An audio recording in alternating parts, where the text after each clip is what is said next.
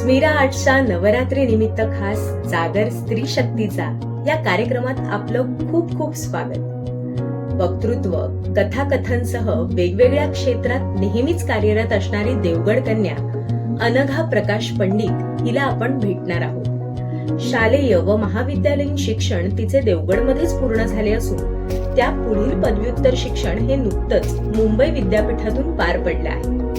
वयाच्या 3ऱ्या वर्षापासून बोलण्याच्या क्षेत्रात तिने पाऊल टाकले आणि मग त्यात विविधांगाने तिची वाटचाल सुरू झाली। शालेय जीवनापासूनच विविध वक्तृत्व, कथाकथन, अभिनय, वादविवाद, लेखन अशा स्पर्धांमध्ये सहभागी होऊन त्यात निपुण यश तिने संपादन केले आहे। यातील काही उल्लेखनीय स्पर्धा म्हणजे मानाची समजली जाणारी लोकसत्ता वक्ता दशसहस्रेषु या स्पर्धेतील राज्यस्तरावरील यश, मुंबई विद्यापीठात कथाकथन करिता सुवर्ण पदक, देवगड महाविद्यालय आयोजित आंतरराज्यस्तरीय गोष्टरंग या कथाकथन स्पर्धेचे विजेतेपद आणि यासारख्या अनेक स्तरावरील वेगवेगळ्या स्पर्धेत दैदिप्यमान यश तिने संपादन केले आहे। लहानपणापासूनच वडिलांकडून मिळालेले उत्तम मार्गदर्शनच या यशाचे गमक आहे असं ती नेहमी म्हणते। याबरोबरच सायकल चालवणे, प्राणी, पक्षी, किडे, मुंग्या यांचे फोटो काढणे,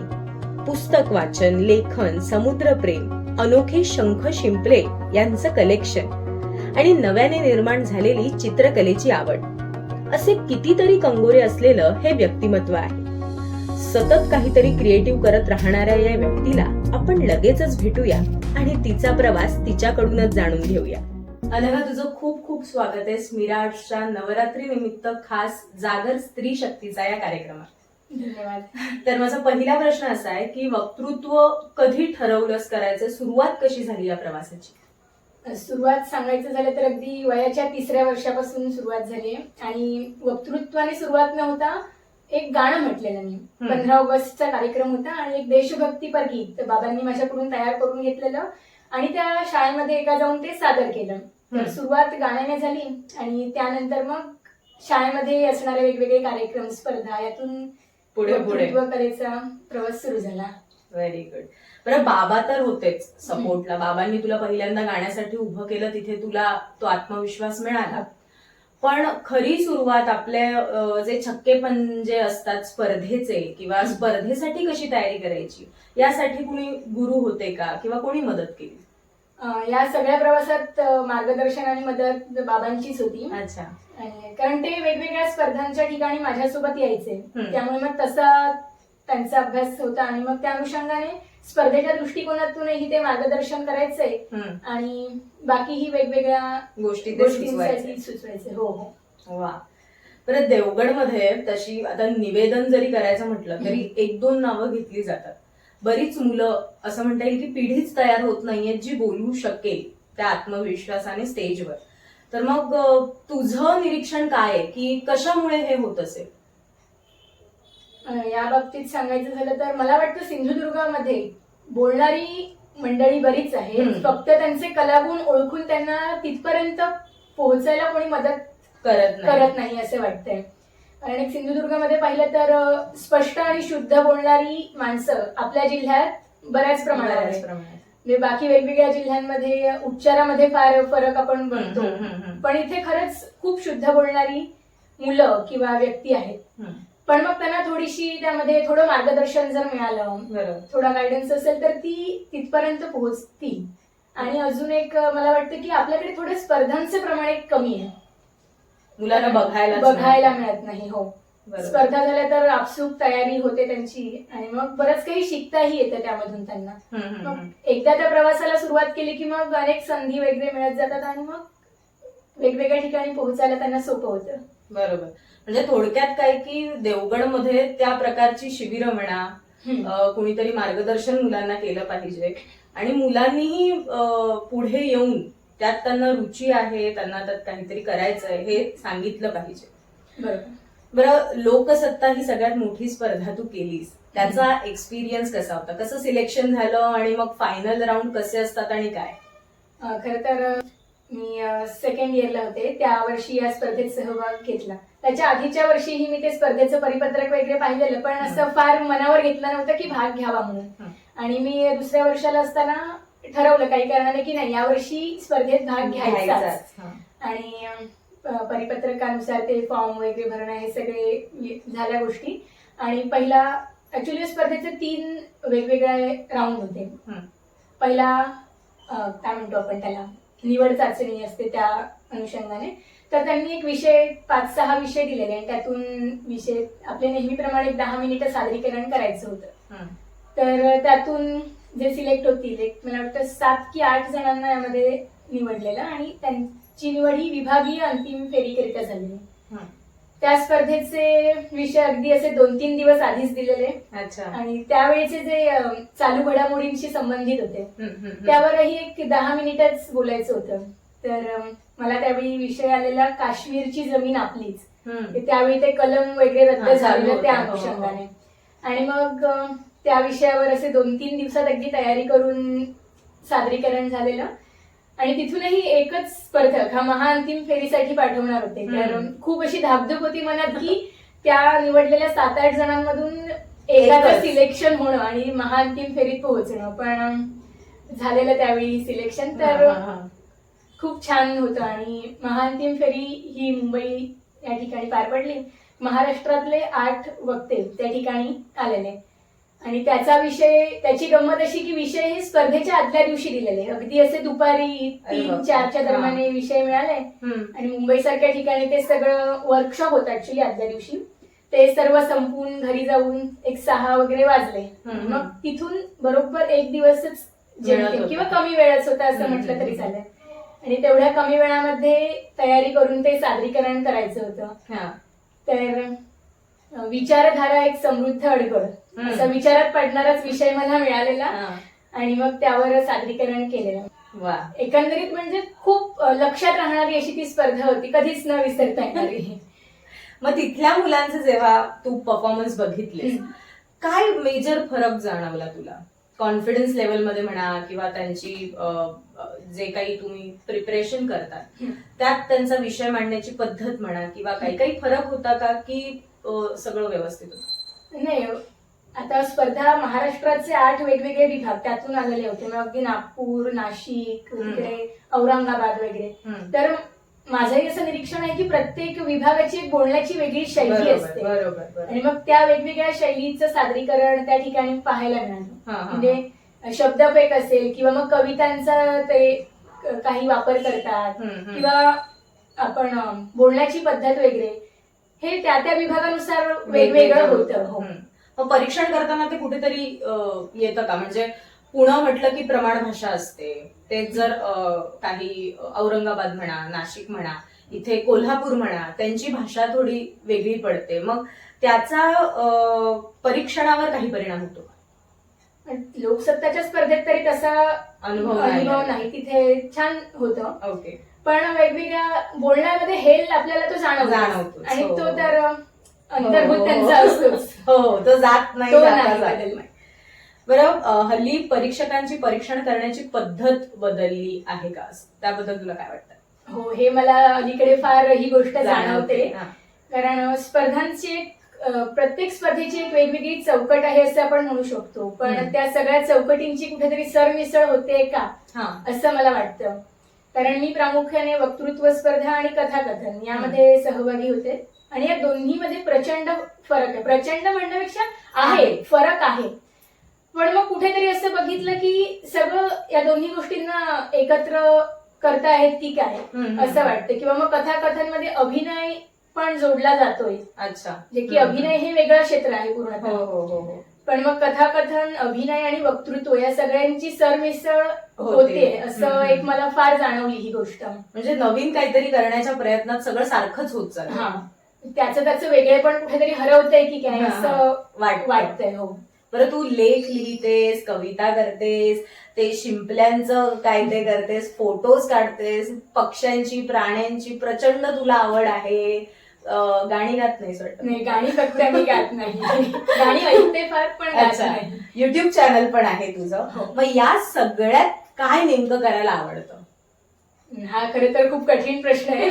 सगळ्याच गोष्टींची आवड आहे. कारण सतत नवीन काहीतरी शिकणं हे स्वभाव झालेला आहे माझा. त्यामुळे जे काही समोर येईल वेगळं वाटेल ते हम्म. शिकण्याचा प्रयत्न करते. असं नाही म्हणत की अगदी 100% मला त्या गोष्टी जमतात, बरोबर. पण शिकते, मला आवडतं ते. त्यामुळे मी असं यामध्ये कुठेही म्हणू शकत नाही की हे आवडतं, हो. ते नाही आवडत. बरं, वक्ता होणं, जसं आता देवगडमध्ये ट्रेंड काय आहे, 12वी करा जॉबला जा, 12वी करा जॉबला जा, आणि मग मुंबईला जातात, पुण्याला जातात मुलं. तर उत्कृष्ट वक्ता जर आपण झालो, ती स्किल आपण आपल्यातलं जर डेव्हलप केलं, तर त्यात करिअर आहे का, त्यात पैसा आहे का, ज्याच्यासाठी आपण सगळंच शिक्षण घेणं म्हणा, नोकरी करणं म्हणा, तर त्यात आहे का काही स्कोप? हो, स्कोप आहे तर बराच आहे. बरोबर. फक्त तसं मार्गदर्शन त्यांना बरोबर. मिळणं गरजेचं आहे.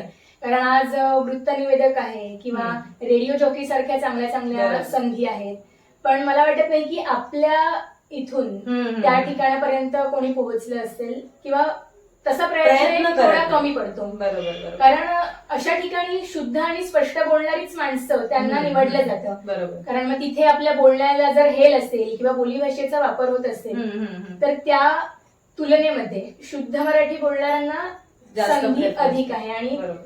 तशी मुलं आपल्याकडे खरंच आहेत. त्यामुळे हो. त्यांनी तिथपर्यंत पोहोचावं असं मलाही मनापासून वाटतं. शक्यतो काय होतं मुलांचं की ट्रॅक सोडून जायला बघत नाही. ही एक भीती असते, बरोबर. किंवा घरातल्यांचं दडपण असतं की आता एक ठराविक वय झालंय, मग आता तू जॉबच केला पाहिजेस. तुला काय अनुभव आहे? आत्ताच तुझं शिक्षण संपलंय माझ्या हो. मते, आणि तुला काय अनुभव आहे की काय लोक काय बोलतात? लोकांचं एक आता माझं मास्टर्स कम्प्लीट झालं, इव्हन ग्रॅज्युएशन झाल्यानंतर लोकांचे प्रश्न चालूच होतात की झालं कॉलेज पूर्ण झालं, मग आता काय जॉब करणार, मुंबईला जाणार. हे लोकांचं एक ठरलेलं आहे की शिक्षण पूर्ण झालं की तू मुंबईला जाणारच का, म्हणजे खरंच गरजेचं आहे का मुंबईला जाणं? इथे राहूनही आपण बऱ्याच काही गोष्टी करू शकतो. हो. पण नाही, सध्याही जे समोर भेटतात ते त्यांचं हे चालू असतं की आता पुढे पुढे काय. आणि खरंच हा खूप गहन प्रश्न आहे असं मला वाटतं की पुढे काय. नाही, या सगळ्या इंटरव्ह्यूचा शेवटचा प्रश्न तोच आहे की आता एवढं सगळं केल्यानंतर लाईफ मध्ये आता पुढे काय? जॉब करणार आहेस की तुझं आर्टिस्टिक जो तुझा भाग आहे तो अजून डेव्हलप करणार आहेस? काय आहे डोक्यात? म्हणजे हे क्रिएटिव्ह गोष्टी करणं वगैरे हे माझा स्वभाव आहे असं म्हटलं तरी चालेल, किंवा तो छंद या प्रकारात मोडतो. जर मनात आणलं तर छंदाचं रूपांतर करिअर मध्ये नक्कीच होऊ शकतं. बरोबर. आहेत काही विचार डोक्यामध्ये, तर ते झालं पूर्णत्वास आलं तर नक्कीच माझ्यातले हे जे कलागुण आहेत त्यांना मी करिअर मध्ये रूपांतरित करू शकते. त्याशिवाय जॉब म्हणजे असं तो 10 ते 5 वाला जॉब हे माझ्या चौकटीत बसणारा नाही. तिथेही केलं तरी माझ्या कलागुणांना ज्या ठिकाणी वाव मिळेल त्या ठिकाणी, म्हणजे जसं की मला शिकवायलाही आवडतं, मग तशा माझ्या आवडीनुसार ज्या ठिकाणी संधी मला मिळतील असा जॉब असेल तर नक्कीच करेन मी. आवडेल मला जिथे माझी आवड मरता कामा नाही असे जॉब. बरं, स्पर्धा करतच राहायच्या की काही ब्रेक घ्यायचा विचार आहे? काय आहे स्पर्धेबद्दल डोक्यात? नाही, सध्या तरी स्पर्धा करणं थांबवलंय मी. अच्छा. म्हणजे एक महाविद्यालयीन शिक्षण संपतं, तिथे तसं पाहायला गेलं तर स्पर्धा संपतात, पण खुल्या गटातल्या वगैरेही असतात स्पर्धा चालू. पण सध्या असं स्पर्धेमध्ये फार लक्ष घालावं असं नाही वाटत आहे. मग स्पर्धा तुला आवडतात की मार्गदर्शन हा पार्ट तुला आवडतो? म्हणजे आधीच्या प्रश्नाला धरूनच मी असं म्हणेन की मी स्पर्धेत भाग घेणं थांबवलंय, पण जे नवीन तयार होणारे स्पर्धक आहेत त्यांना तयार करायला कुठेतरी मला आवडेल. तयार म्हणजे मार्गदर्शन मोठा शब्द होईल, पण माझ्या परीने त्यांना जेवढी काही मदत करता येईल ते करायला मला नक्कीच आवडेल, जेणेकरून मग आपल्याकडे असणारी जी मुलं आहेत. कारण शहरामध्ये हे फार चालतं की वेगवेगळे कोर्सेस आणि प्रशिक्षण सतत चालू असतात, पण आपल्यासारख्या गावच्या ठिकाणी त्या मुलांना कोणी मार्गदर्शन करणारे मिळत नाहीत. त्यामुळे अशांना जर मार्गदर्शन करायची संधी मिळाली तर आणि त्यांना पुढे जायला जर मदत होत असेल तर खरंच खूप मोठी गोष्ट असेल. नक्की नक्की नक्की. देवगडातील सगळ्या युवा पिढीला मला सांगायचं आहे या मुलाखतीच्या निमित्ताने की जर तुम्हाला उत्कृष्ट वक्ता व्हायचं आहे तर तुम्ही नक्की अनघाचं मार्गदर्शन घेऊ शकता. ती तयार आहे तुम्हाला मार्गदर्शन करण्यासाठी. तुम्ही कधीही तिला फोन करा, ती नक्की तुमची मदत करेल. तर अनघा, या इंटरव्ह्यूच्या निमित्ताने तुला काही पोहोचवायचं आहे का त्या पिढीपर्यंत, किंवा एक संदेश छोटासा तुझ्याकडनं, मग तो कुठल्याही विषयाचा असेल, एक वक्ता कसे व्हाल याचा, किंवा ज्या पर्यावरणाशी निगडीत तू खूप जवळचा तुझा संबंध आहे, एक हळवा कोपरा आपण म्हणू त्याला, तर काय सांगशील या मुलाखतीच्या निमित्ताने?